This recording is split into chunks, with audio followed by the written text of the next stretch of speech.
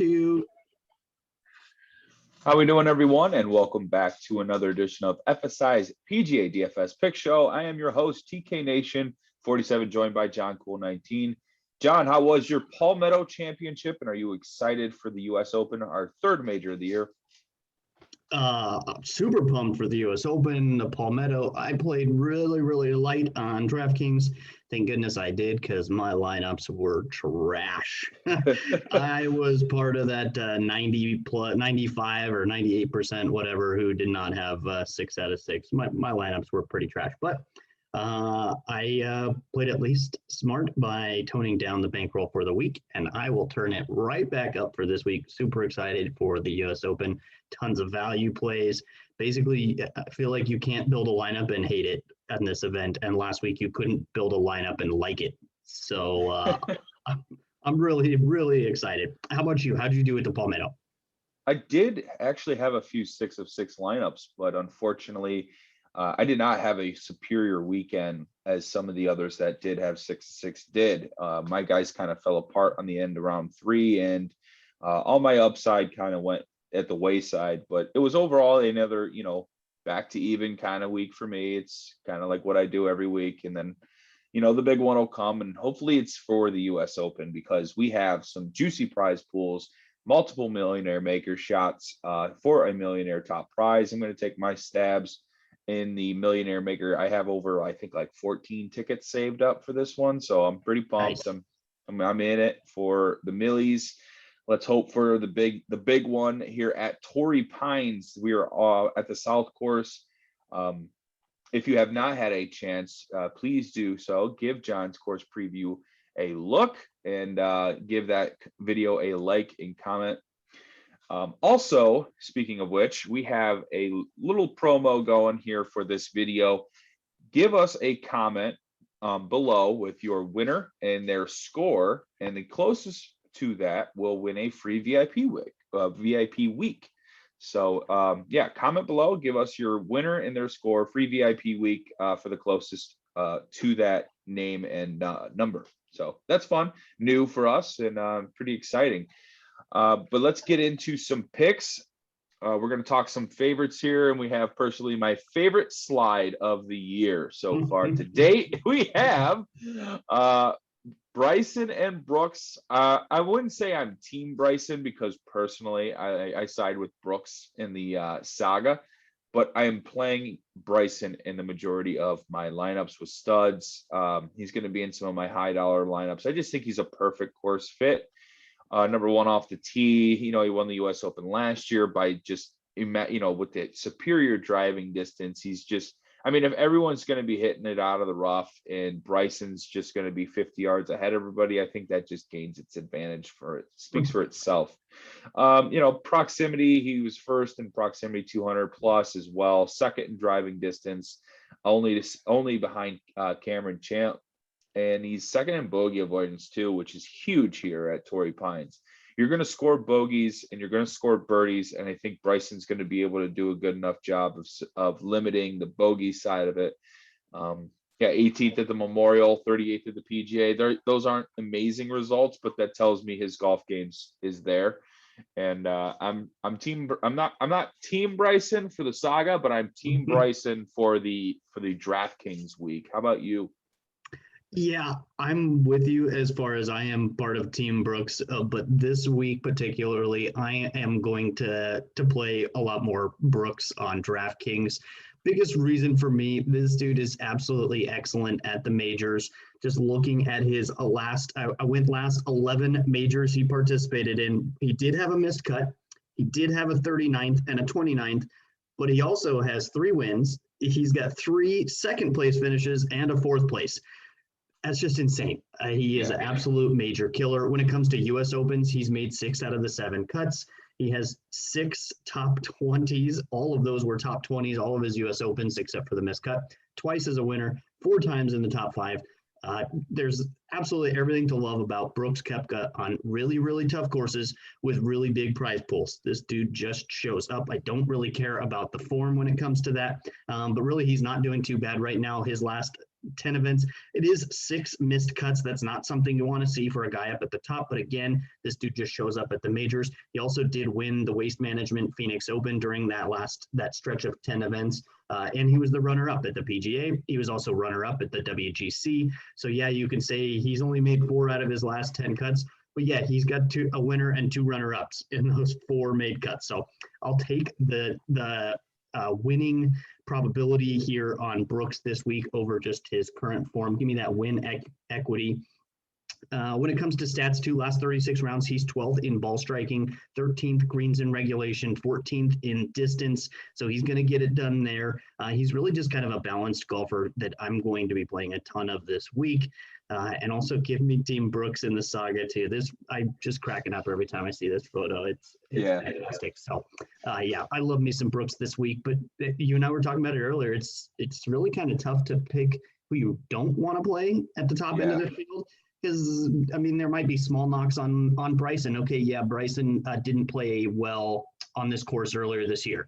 Or Brooks, he's missed 6 out of his last 10 cuts. Or, you can do a small knock on all of them, but they all have good reason to play him too. So I think Brooks is my favorite, but I think it's tough to fade any of them right now of the guys up at the top. Maybe Jordan Spieth with the price, but he's in great form. So I don't know.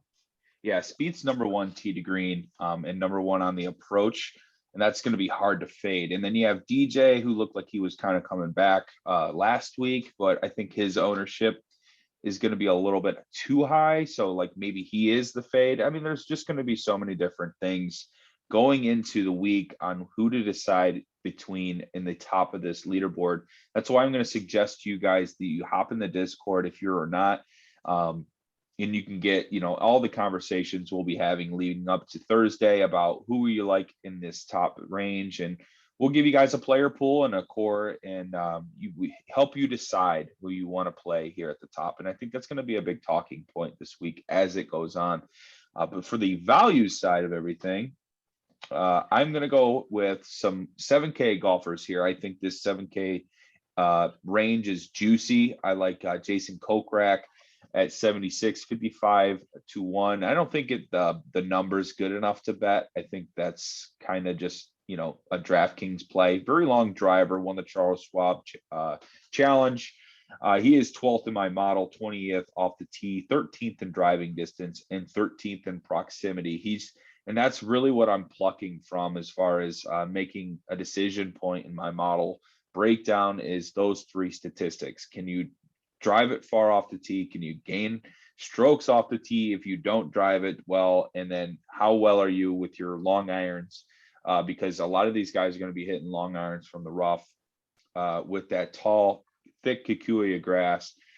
So I was looking into Kokrak a little bit more, 17th at the US Open last year, and he was 28th at the Farmers, and he putted like crap at that event too. So 28th with negative strokes putting.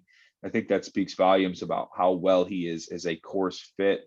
Max Homa is probably a GPP play, in my opinion. 100 to 1, great form. Genesis was a West Coast course that he won. He is a Cali kid. He was 6th at the Memorial, which is kind of like a good crossover course to build with your lineups.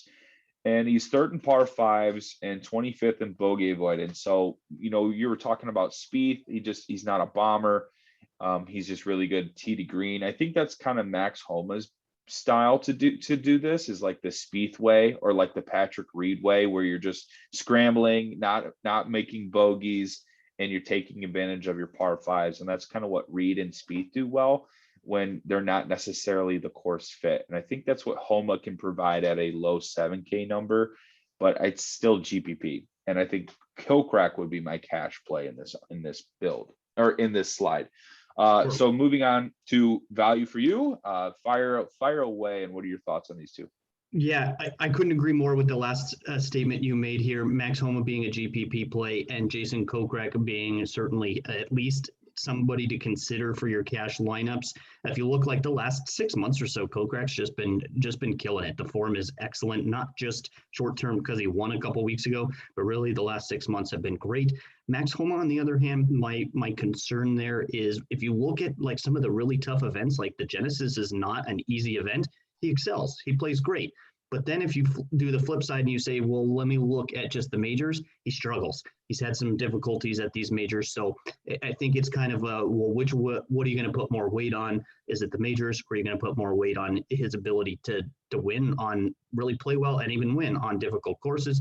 So I'm going to play both of these guys, but I think you're right. GPP on Homa, Kokrak, you can certainly consider for cash. A couple guys I'm looking at here. I think both of these are certainly eligible in your cash lineups this week. Yeah. Start off with Paul Casey at 7,900. The price is pretty decent here. We've seen him up over 10K earlier this year at a couple of his events. So I like that. 45-1, I think, is an excellent number. He has a chance to win this week, in my opinion. Looking at his last 10 events on the PGA Tour, he's got just one missed cut and 5 top 10s. Then it does include a 4th place at the PGA and 5th place at the Players, a couple tough events. And then if you add into that his Euro success, he won at Dubai Desert Classic as well earlier in 2021. He has not played this course a ton versus a lot of the guys in the field play here every single year. This is typically something that he skips. He was 28th on the course back in 2017. And he plays really, really well in the majors. Also, the last 5 US Opens, he made 4 straight cuts. All of those were top 30 finishes. I think that's really good for a guy in this price range. And then his last 36 rounds, he's top 10 on approach, 4th greens in regulation, 15th ball striking, 23rd in scrambling. There's a lot to like here for Paul Casey this week. And then I looked at just the last 12 rounds. So I wanted to narrow it down to who's just lighting it up right now on approach and tee to green. Forget about the putting. He comes out 3rd in the approach over his last 12 rounds. So I'm going to be leaning on that current form here for Paul Casey. Another guy that really popped for me, though, is Shane Lowry, 7,600. He has the same odds as Casey over on DK Sportsbook. He also just one missed cut in his last 10 events, 4 top 10s. He also tied 4th place at the PGA, 6th at the Memorial, 8th at the Players. These are tough events. For him, US Opens, he's made 5 out of 7 cuts. He was the runner-up in 2016, 9th place in 2015. So a couple top 10s at US Opens. I like that a lot for Lowry. And the stats here, he doesn't jump off the charts in some of the categories we're looking at, but he's 4th around the greens, and he is 28th in scrambling. So I think what he's going to miss out on some of his approach and his driving distance, he's going to make up for around the greens and scrambling. He's also 15th greens in regulation, so I like that quite a bit. But really, the ball striking and approach, he's top 30 in both. So not upset with any of that. There's a lot, I think, to like here. Shane Lowry for short-term form as well as his long-term success. I'll be playing a bunch of both of these guys. It's possible they'll both end up in my cash lineup, but certainly these are 2 on a short list for me right now. What are your feelings on these 2? I do like Shane Lowry quite a bit.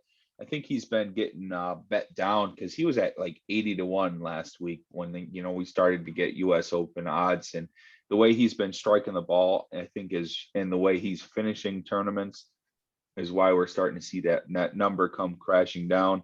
Hey, he's won a major too. So, I mean, if you're talking about a guy in the 7K range that has the ability to show up in these events and win, same with Casey too, on that same sentiment. These guys are two guys that you could see winning the tournament and you wouldn't be shocked. So I like that for 7K plays in value. Is that they have. Go ahead. Yeah, go ahead. I was just saying you have that winning equity and winning upside with guys that you consider value. So I love it. Yeah, and I think both you and I kind of dove into that 7K range just because there is tremendous value down here. If you do creep up just a little bit in the pricing, I think also Webb Simpson is a really, really good price this week on him. I think he's got an excellent chance to finish top 5 or better. A little pricier versus these guys we were talking about. There's just so many guys that you can consider a good value this week. But a little shout out to Webb Simpson. I like him a lot. Yeah, he's definitely the kind of guy that gets it done like a Spieth way, where he's just going to hit the fairway, even though it's going to take him a while to get to the green. he's not a very long driver of the golf ball, but he avoids bogeys, and that's what you want to see when you're trying to do it a little opposite of the way the rest of the fields are. And him and Reed are both similar. They both have great short game. So I mean, Yep. what they miss out on from tee to green, they're making up for really in around the greens and putting. So both guys that'll be on this week. Yeah, if you want to do something like building lineups that way, where you just build bomber lineups, or you just build, short around the green hitters, guys that are, short game specialists, quote unquote, lineups, you can do something like that to differentiate yourself from the field that way in big tournament GPPs.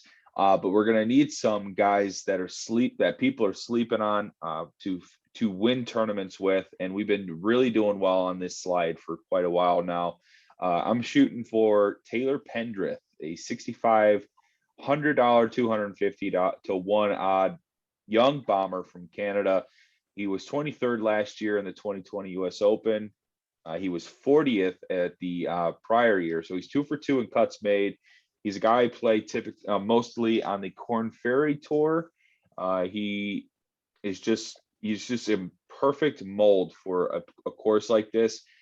It's certainly a GPP only play, because I'm not sure how he's going to do on a West Coast, event, because typically he's not playing until he hits the Corn Ferry Tour. But, the Corn Ferry Tour has a lot of events out West. So let's see how Pendrith can do in his third go around. Maybe there's a breakout performance for him. I don't mind the top 20 bet either. That's a pretty solid number as well. I think it was like, 18 to 1 or something like that. I think that's something you could fire money on. Who's your favorite sleeper? Or another bet you can make this week is Pendrith to be top Canadian. I don't love Corey Connors this week. He's a guy I play like absolutely every week. I just cannot stop him. I don't love Corey Connors this week.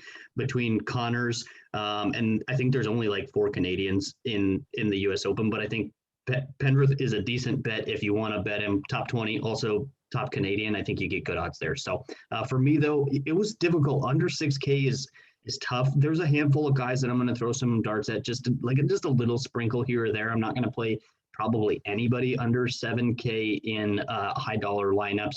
I'm going to be just probably end up building a little more balance. But for me, though, I found down here Carlos Ortiz. I like him quite a bit at the 7,100. He is 110 to 1 odds. I would not be betting him outright, but I think a top 20 or top 15 bet is just fine on him. He has made his last 5 cuts. I'm really looking at Carlos Ortiz because of the current form here.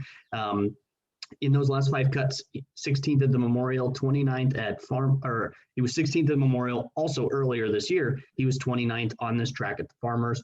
He made the cut at the US Open in 2019. That was his last shot at this major. But looking at his last 2 events, he has gained 15.6 strokes tee to green. He's just crushing it tee to green. And also his approach last trip out at the Memorial, 9.5 strokes gained on approach. So that's really what I'm looking at here for Carlos Ortiz. Also the POA putting, he's 6th in this field over the last 100 rounds.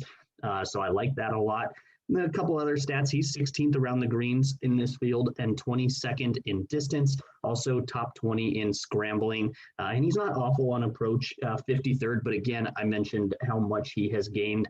His last 3 events, those last 12 rounds, he actually ranks out 10th in approach in this field and 19th tee to green. So I hope that form continues for Carlos Ortiz. Stay hot, buddy. And I will be playing him probably more than anybody that's below him in the pricing. So that's where I'm going to end up here, probably at the bottom of a lot of lineups. Love it. I do like Carlos Ortiz. Those tee to green numbers are hard to ignore. I just want to give a quick shout out to a guy named Wilco Nienaber, another South African. Bombs it. I mean, this guy hits it BRYSON level, like Cam Champ level. It's 350 off the tees. He's a Euro Tour guy. There's Bobby McIntyre down here. Cameron Young, another Corn Ferry guy. He's won 2 events of the last 4, or 2 of the last, I think, 3 events on the Corn Ferry Tour. And then Johnny Vegas, pretty good off the tee. Very, very long hitter. Played very good last week at the Palmetto Championship. Another guy I don't mind here in the sleeper range. Hard to pick from. And I had more guys I was ready to talk about in the sleeper range than I did at the studs. Yeah. I'm with you too on Vegas. He had to play in the sectional in order to qualify. So he qualified via sectionals. I think he had to wait until Tuesday because of weather to qualify. Then he took off and finished runner up last week. Yep. So I'm with you there. Vegas is one of just a handful of guys that I jotted down early on as a guy I will be sprinkling in. He is one of just a couple below that 7K mark for me. The other guy you mentioned, say his name again. Cameron Young or Neighbor. Yeah, he was the first guy to congratulate Higo when he got off 18. Now he had to still go to the clubhouse and then he was on the practice range and all that, but he was right there to shake his hand and give him a big hug. I'm a big fan there as well. I'll fall into sprinkling him in a couple lineups this week also. Yeah, that guy crushes the golf ball. I love it. Yeah, that'll wrap up sleepers. We're going to go into our one and dones here for our friends at Fantasy National Golf Club. As you can see, John rocking the sweatshirt this week. Hopefully that's good luck for us, because we are doubling up on John Rahm. I think we kind of, back of our minds, saved John Rahm for this exact moment, knowing his pedigree, winning the Farmers Insurance Open in the very first time he played it. So he has a lot of good track record here at Torrey. I mean, you know, just the freak accident, or I don't even know what you want to call it, the freak moment that was the Memorial. Yeah, test result, you know, I don't know, but he's going to be coming back out of isolation. He'll be there, be ready. He's in tremendous form. He's majorless, but he's also the betting favorite, and I think it's kind of just the perfect time. I mean, only 23% of people have him left, so we're sort of in him. I mean, I assume the 23% of the people are probably going to pick him, but hopefully and I don't know, in the off chance they don't, I mean, I feel like we're going to get decent number on Rahm here as far as percentage. Yeah, and I'm still moving up a little bit. I had Hatton finish, really backdoored his way to second place last week, so that was good to see. I've had some pretty good run of it the last handful of events, minus my mistake in accidentally clicking away from Morikawa. So I am left here between John Rahm and Morikawa this week. I think I'm going to just go ahead and play the big Spaniard and hope that works out well. Although I would love to see Colin come away with another major. That would be awesome to see. But give me John Rahm in my one and done. I think that's a safer bet. Yeah, I think that's definitely something you should do, sitting that closer to the money. I'm farther out. I have no choice here to try and hit every single winner I possibly can from this point on, and just see if I can come back that way. But, you know, it's been fun. It's been a learning experience. This is my first one and done pool. So I love it. Yeah, it's fun. Thanks to those guys at Fantasy National. But that will wrap things up for us here at FSI for the US Open Pick Show. Like I had said before at the top, I am TK Nation 47. You can follow me on Twitter at that handle. That is John Cool 19. And don't forget to comment below with your winner in the top score or their score, and then you can the closest to that number and winner will get a free VIP week. So yeah, like the video as well, guys. Thank you for listening, and hopefully we hear from you in the Discord. If not, I'll see you around for some showdown. Sweet. Good luck this week.